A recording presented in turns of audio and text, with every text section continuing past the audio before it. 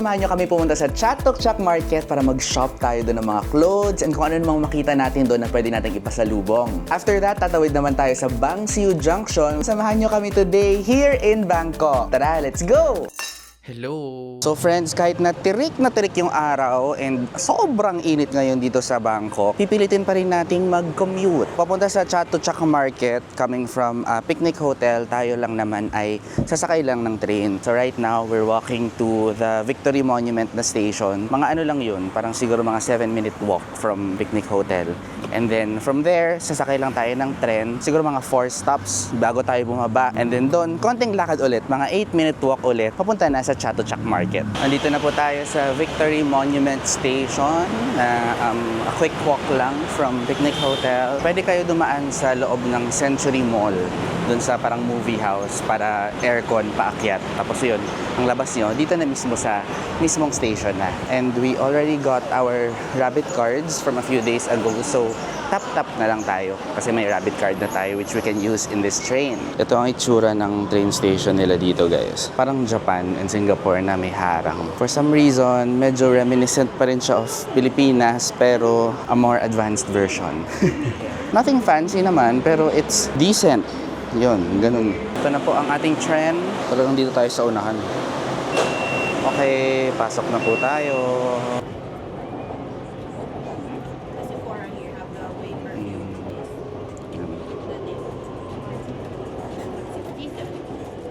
Nakababa na po kami sa Mochit Station coming from Victory Monument Station. Ayan, nandyan yung station kanina. Now we're walking to Chatuchak Market. It's a big market pala, no? Apparently. Ayun, super big. Anong meron dun? Sa Chatuchak. Oh, mga clothes din. Ganon, shopping. Brands din po. Oh, so para siyang Tiangge. But may mga legit din na products. Ayun, ang init, guys. Buti na lang may mga puno dito sa dinadaanan namin kasi mahaba-habang lakad to. Mga 8-minute walk din to. We're walking under this heat, but buti na lang mayroong mga trees and mga halaman sa path natin. Here we are. This is it. The Chatuchak Weekend Market. Doon, papasok doon. Para siyang Taytay Tiangge, ganun. Papasok na tayo, guys. There it is. The Chatuchak Weekend Market entrance. Naamoy ko na yung mga wholesale na mga damit. Tingnan natin kung may mahanap tayo dito na sulit finds. Grabe, ang init. Kahit nasa loob kami, ang init. Tsaka ang liliit ng mga daanan, siksikan. Super hot, guys. Ay, aside from clothes, meron ding mga pagkain. Look. See, merong coconut ice cream. Ayan, mango, coconut ice cream. Mga juices. Bibili na naman siya ng coconut juice niya. Wow, meron din mga street food, mga fried food. So itong kabahan na to, guys, ayan, puro mga shops yan on both sides. Dito sa part na to, kunwari, merong mga jeans, ay ibang jeans, jackets, mga denim lahat. Ito naman mga slippers. Tuning nyo, dun sa side na yun, may mga din nagbebenta ng mga fruits. Fruit shake, ice cream, ganyan, mango and coconut mostly. Tapos, ayan, papakita ko sa inyo ha. Ayan, itong buong kahabaan na to, mga damit, mga shops. Ngayon pa lang na-stress na ako. Kasi, ang init. Bags daw, yung titingnan namin. Sige, tingin muna kami. Yung mga dito, parang mga tote bag na parang Bottega design. Tignan nyo. Pak, gusto mo yan. Gawin mong lang. Lalagyan ng grocery, ganun. Charing lang, pamalengke. Taray, gentlewoman, ng mga totes. Ay, may mga novelty din na bags, oh.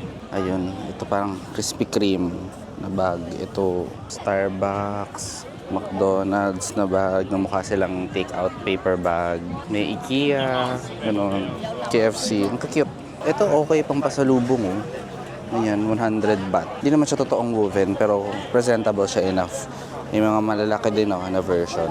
Maganda itsura niya actually. Ito 200 baht naman to.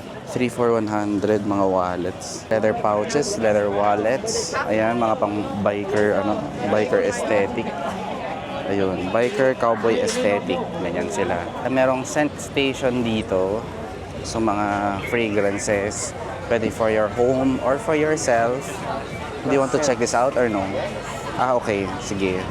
check it out daw dahil mahilig yan si Arman sa mga perfume. Ako, I'm not gonna protest because aircon sa loob. Hi! O, diba? Yan ang ating OOTD. Shopping OOTD. They have diffusers. May mga diffusers dito. Sticks and scents. Bakit? Tara, lamig lang tayo doon. Okay. Nagpalamig lang pala. Akala ko gusto niya talagang bumili. May mga incense din. Incense sticks. Ito ay mga maliliit na mga bag tags. Ganyan. Buy 5 daw, get 1 free. Parang pangpasalubong sa office mates. Ganon. Pili kayo ng marami. Ay, itong shop na to, interesting. May mga... Totoo ba to? Parang crocodile skin yung itsura. Ayan yung crocodile. Ayan. Hindi ko alam kung totoo. Pero yung shop niya, ganun lahat. Hala, parang mukhang crocodile skin. Ayan may ulo pa. Totoo kaya to? So itong shop nila, puro skin of exotic animals. But we don't know if they're real. Ayan, may wallets. Parang mukhang totoo. Ito naman very summer outfit. Ayun, maganda to pang beach, ganyan. Maganda tong shop na to. Price is, 180 to 200 baht itong mga pants. Yung fabric niya parang katsa, ganun yung feel. Maganda actually yung design, so to be fair. Ay, itong shop na to mukhang maganda, Feeling ko pang babae to, pero maganda siya. Pwede siyang pang polo. Ayan, ganito lahat ng aesthetic ng colors nila. Parang kulay blue, pero hindi siya denim. Ayan, manipis siya na fabric. Ganda ng designs. Nice yung blouse na yun. Also those, cute. Ay, nice, cute. Ano ba to? Mga clay, mga animals. This is an elephant. Ito yung lagayan ng incense. Yan, siguro pang salt and pepper yan. Ayan, pang lagayan ng condiments. Ang cute. Ito, yun yung presyo. 80 baht, 55 baht. Ito parang clay din tong bulaklak na to. 80 baht din siya. Pero maganda, Ganda itsura. So meron kaming pupuntahan na shop. Meron kaming hinahanap dito. Anong name? Street, Soy 392. Soy 392. Street pala siya. Soy 392. Nandun daw yung street na yun, nandun daw yung best shops. So, let's go there. From what we've researched, skip daw natin tong main street and then punta tayo dun sa mga looban pa na streets. Anong ulit pangalan ng street na Soy yun? 392 hanggang Soy 392 hanggang 45. Yun daw yung best street na nandun yung mga magagandang finds. So, siguro alis muna tayo dito sa dito sa main street area na to. Although, maraming mga nakaka-tempt maraming mga magandang itsura ng mga products. But sige, let's trust our research muna. Hanapin natin yung street na yon. Ayan, nagtatanong si Arman kung saan banda. Guys, may mga signs naman nakalagay dito sa taas. Like right now, ayan, Soy 26 na. Soy 26. And then we're still going up ahead pa. Ayun, nakita namin doon nakalagay Soy 27, Soy 28. So, feeling naman namin we're in the right track to Soy 29. Soy 29 to 45 daw yung lane na nandun yung mga magaganda. So, ini-ignore ko muna yung mga nakita ko sa gilid-gilid na mukhang nice. Meron din mga massage shops dito. Siguro pag napagod ako later, papamassage ako doon. Kahit foot massage lang. Nakita ko yung price, mga 100 baht for 20 minutes. Ito naman, parang cute, novelty bag shop. Namin dito, gusto mo yung knitted na, two-piece. Ayan, knitted na two-piece. Ito din yung cute ng mga trinkets na ganyan. Itong store na to ay puro naka-knit. Ayan, made by mom and me. Ayan, mga knitted na handbags. Ganyan. Ayan na, kita na namin si Soy 29. Itong lane na to ang Soy 29. Puntahan natin, guys. Okay, dito na tayo magtingin-tingin kung alin dito ang maganda. And legit nga ba na maganda sa area na ito. Ayan, may mga sandals, may mga dream catchers. Oh, Soy 30 na to. Sige, hanggang 45 naman daw. 29 to 45. Tuloy-tuloyin lang natin yung exploration natin. Itong area na to, puro mga sandals and mga tsinelas, iba-ibang klase. Ayan. Ay, nice. Oh, cute. Ano ba to? Mga clay? Patingin, Arman. Ayan, ganyan yung look. Para siyang kimono, pero yung itsura niya mukhang denim. Cute naman. May din mga polo na ganito, kulay blue na polo. Mahal pala yung sinukat ni Armad na parang denim kimono. 680 baht yun. So in pesos, mga over 1,000 pesos din siya. Pero ito cute, parang maganda to. Look, Yung design niya, mayroong pusa. Liko. Cute itong jacket na ito. Nice, no? Ayan, parang ang daming mga ganitong mga polo na kulay blue. Which is, this is my vibe. Ito yung favorite ko na area sa may Soy 42. Kasi merong mga upuan. Nakaupo muna ako. Tambay muna ako here kasi masakit na yung paa ko. While si Armand ay nag-shopping doon, ako ay tambay muna here, sit down. Ito naman ang nasa paligid ko, guys. Mga ganitong shops. Parang artsy shops. Ayan sila. Nice tong street na to actually kasi open air. Yan o, open air. Tapos may mga trees sa ibaba. So, hindi siya ganun kainit. Ito yung gusto ko so far. Soy 42 and Soy 43. Yung area na to. Nakapag-ikot-ikot na rin naman kami. Napasok na rin namin yung mga kasulok-sulukan dun sa mga Soy 29 to 40 something. And marami namang maganda. May mga maganda na pieces. Pero hindi naman siya ganun kamura, friends. Medyo mahal. Parang yung mga gusto namin, either 800 baht or 600 baht, ganun. So medyo mahal pa rin siya. Either mahal talaga siya or hindi lang kami marunong maghanap or hindi kami marunong mag-haggle. Parang hindi pa siya mura enough in our opinion. Ang okay naman dito sa Chatuchak ay hindi lang naman clothes ang meron dito. Marami ding food. So, explore na rin natin yung mga different mga pagkain dito. And now, ang pupuntahan natin ay coconut ice cream. So, we're going to Coconut JJ, Coco JJ na ice cream para matikman natin sila. Kasi famous daw yun dito sa Chatuchak Market. Ito na po siya, si Coco JJ. So, it's been around since 2008. And as you can see, dito talaga pinipilahan ng mga tao for their ice cream. So, meron silang coconut flower juice and coconut ice cream na, if I'm not mistaken, talagang nakalagay pa sa coconut shell. Hi, one coconut ice cream. 2 topping. Flavor and then topping, coco jelly and pumpkin. Here po siya. When you buy, you can get the different flavors, pero we got the original na coconut flavor ng ice cream. And then you can choose 2 toppings. The toppings that we chose ay ito coconut jelly or nata and pumpkin, dahil lang na-curious ako na ngayon ko lang nalaman na pa rin pang topping ang pumpkin sa ice cream. So, as you can see, dito siya sa mismong shell nakalagay. Here. Sobrang creamy. Parang coconut milk yung gamit nila talaga. Ang sarap. Ay, ang sarap. Tapos, meron pang strips of coconut. Look.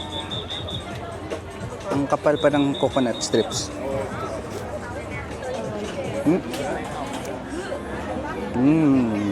Ba natin? Ba't ginagawang tapon yung pumpkin? Ano?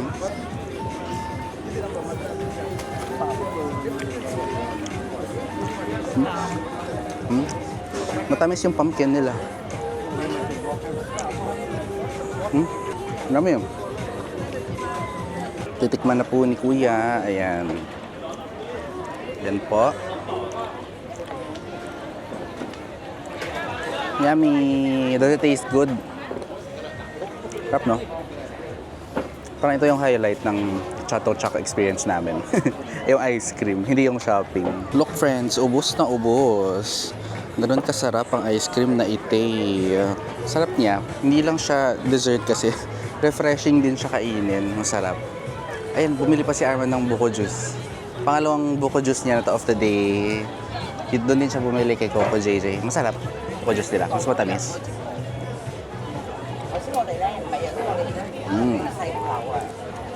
So, sarap nga. Buko juice nila dito. Okay, we're walking now kasi literal na tatawid ka lang from Chatuchak Market ay ito.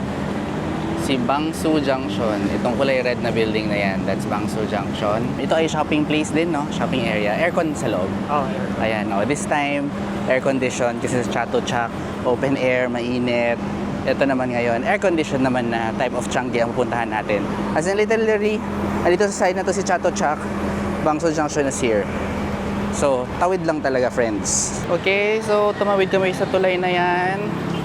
Ito po ang view. Oh my God, I can feel the aircon. Papasok dito sa red doors. Papasok sa Bangsu Junction. Para siyang ano? Para siyang tiendesitas. Para siyang market. Ganon ang feel. Maraming mga ano dito, novelty stuff. but air-conditioned ang mong lugar. Oh my God, sana mas mura. Before everything, before kami mag-ikot-ikot ulit to look for stuff to buy, kailangan mo nang kumain guys to replenish our energy and para makarest yung paa ko. Kailangan ko nang umupo kasi masakit na po ng feet ko. So ang food daw dito sa Bangso Junction ay nasa 6th floor yung kanilang food court. So doon lang tayo aakyat. Loko, up there. Okay, ayan! Ay! Ang layo pa. Nabubudol ako. Akala ko pagkain na. Wow! Oo. Ang spacious. Ba't ang luwag dito? Sayang yung space. Char. Okay na rin. Huwag na tayo magreklamo na maluwag. Ayan, up ahead. Dyan sa area na yan, nandyan yung mga food court. So, mukhang maraming food options. Hanap tayo ng nakakatakam, patok sa panglasa. Ito po ang mga food options dito. Ayan, merong Asian food. Dito may mga Japanese fried shrimp. May crab nga eh. Shrimp and prawns. Wow, may roasted pork and then crispy pork rice. Parang yung kinain natin sa Chinatown. Ito mga salad. Light sa'yo. Ako kasi marami ka nang kinain along the way. Merong ramen. Ramen first. Thai restaurant talaga. Itong kulay pink. Kasi hindi ko siya maintindihan. Parang masarap po. This one. Turo siya. Turo-turo. Curry food. Iba-ibang curry food. Ito yung mga juices. Wow, parang masarap yung karagi na hawak ng lalaki. Itong nakaway. Tignan mo, di ba? Mukhang masarap yung chicken na hawak ko. Ayan, maraming food options. So, mamili na lang tayo. Tingnan nyo, para talaga siyang food court to. Ang daming tables. Sas upo na lang kayo, harap na lang kayo ng table kung saan kayo kakain. Friends, may nahanap kami na restaurant. Hindi namin mabasa yung pangalan kasi intay siya. Pero parang gusto namin to itry kasi baka authentic. Ito yung nag-catch na aming attention. Ayan o, crispy pork with rice and garlic and chili. Mukhang masarap, diba? Tsaka the place looks authentic. Ito na po ang na-order namin. Dumating na agad. Ito ay yung chicken, crispy chicken, stir-fried chicken with garlic and chili. Tapos yung rice. Sa akin, basically the same thing. But instead of chicken, pork yung sinerve sa akin. Tapos ayan, merong sausawan. Tara, let's eat! Tikman natin ang kanilang pork. Ayan o, may mga sili-sili pa yan. Masarap siya. Hindi siya crispy, pero masarap. Sweet and garlicky and tender. Ito naman, the chicken. Tikman natin. Oh, sarap din. Sarap talaga pag mga local food. Sabi namin, light lang kakainin namin, pero feeling ko ubos to. Dito guys, may mga stuffed toy. Ayan, may mga clothes din. Kung makita niyo, para talaga siyang tiyangge. Ganyan. So, you would think siguro na, imagine niyo para akong nasa market ngayon. market or TNDCs, tas ganun yung vibe niya. Novelty shops, mga clothing shops, ganyan. Ito ang laman ng Bangso Junction. We also see some snacks here, so pwede mo siguro ipangpasalubong. Pag nandito daw tayo sa Bangso Junction, ang recommended ng mga tao, if you want to shop for clothes, punta daw kayo sa floors 3, sa 3rd floor, and sa 4th floor. Ayan. Oh, both sides, puro damit yan. You have jeans. Parang ukay levels ito, friends. Pero, to be fair, hindi dito, hindi magulo. Tsaka air-conditioned pa. May mga nice designs dito ng mga polo, mga shirts, mga graphic tees. Ayan, pili-pili na yan si Arman. Siya kasi talaga mahilig ng shopping. Naka-organize pa, oh. Dito sa area na to, lahat white. Ito, I think, mga graphic tees. Diyan, mga sweater. Ayan, puro sweaters itong sa side na to. Kaya ito yung mga presyuhan nila. Ayan, 200 baht yung damit, 3 for 500. Actually, hindi rin naman ganun kamura, sa totoo lang. Itong area na to parang medyo hipster na. Ayan yung mga damit. Ayan. Tapos dito naman may mga trinkets, 100 baht na necklace, 159 baht na bracelet, 890 baht na coach. Ayan, i-expect niya na ni Arman kung feeling niya legit. Kahit na feeling namin hindi. Malay mo, ay legit ba? Ba't ang mura? These are what you will see. Oh, mga Birkenstock sandals oh. Pero parang mga luma sila, no? 1,700 baht. Ito ay mga tiyanggi-tiyanggi for Uniqlo, GU, Muji. Ayan cool, may mga CDs. Ay, may mga cassette tapes nga eh. Ang galing oh. May mga posters. Sina Olivia Rodrigo, mga movie posters. Meron ding anime. Saglit lang kami dun sa Bangso Junction. Basically, nag-lunch lang kami tsaka nagtingin-tingin ng clothes. Pero medyo mahal din. Kasi tingnan nyo, OA na yung pawis ko. Sobrang init.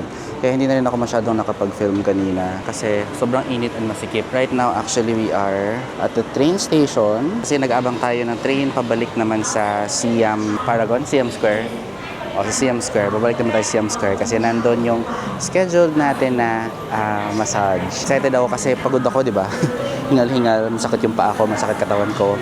But we're all going to be rejuvenated through the massage natin.